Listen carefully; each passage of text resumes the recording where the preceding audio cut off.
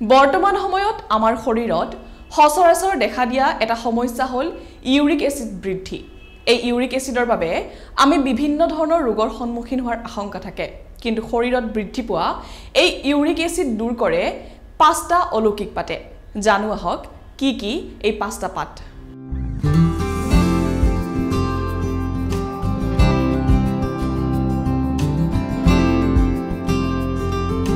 শৰীৰত uric acid বৃদ্ধি হোৱাটো এনেকুৱা এটা সমস্যা যাৰ বাবে আন গুৰুতৰ ৰোগ হোৱাৰো আশংকা থাকে। দৰাচলতে যেতিয়া আমাৰ শৰীৰত লেতেৰা পদাৰ্থ জমা হ'বলৈ আৰম্ভ কৰে আৰু সেইবোৰ ওলাই যাব নোৱাৰে, তেতিয়া ইয়াক ইউৰিক এচিড বৃদ্ধি হোৱা বুলি কোৱা হয়। মূলতঃ ইয়াৰ বাবে পিউৰিন নামৰ ৰাসায়নিক পদাৰ্থবিধ শৰীৰত গঠন হ'বলৈ আৰম্ভ কৰাৰ লগে লগে পোনে পোনে ই তেজত জমা হয়।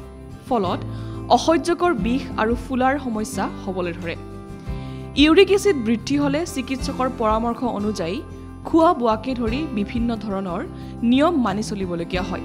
কিন্তু আজি আমি আপোনালোকক এনে 5টা অলৌকিক পাতৰ কথা ক'ম, যিবোৰ আপুনি দৈনন্দিন খাদ্য তালিকাত অন্তৰ্ভুক্ত কৰিও শৰীৰত বৃদ্ধি পোৱা ইউৰিক এচিড নিয়ন্ত্ৰণ কৰিব পাৰিব। ইউৰিক এচিড দূৰ কৰা প্ৰথমবিধ পাত হ'ল তুলসীৰ পাত। তুলসীৰ পাত খালে বহু প্ৰকাৰৰ সংক্ৰমণ নাইকিয়া হয়। একেদৰেই ইউৰিক এচিড কমোৱাটো তুলসী পাত অতি উপকাৰী। আপুনিও নিয়মিতভাৱে তুলসী পাত খাই ইউৰিক এচিডৰ মাত্ৰা বহু পৰিমাণে হ্ৰাস কৰিব পাৰে। ইউৰিক এচিড হ্ৰাস কৰা দ্বিতীয় অলৌকিক পাতটো হৈছে পাণ পাত। স্বাস্থ্যৰ বাবে পাণ পাত অতি ফলপ্ৰসূ।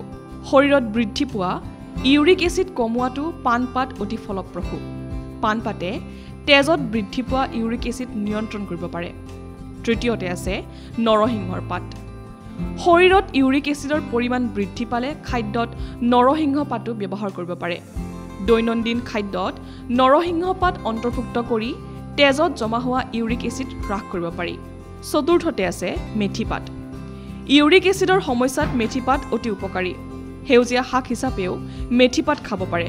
ইয়াৰ ফলত শৰীৰত ইউৰিক এচিড নিয়ন্ত্ৰিত কৰিব পাৰি।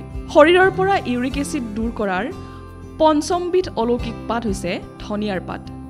ধনিয়া পাত বহু ধৰণে খাদ্যত ব্যৱহাৰ কৰা হয়। ইউৰিক এচিডৰ পৰা মুক্ত হোৱাটো এই ধনিয়া পাতে সহায় কৰে।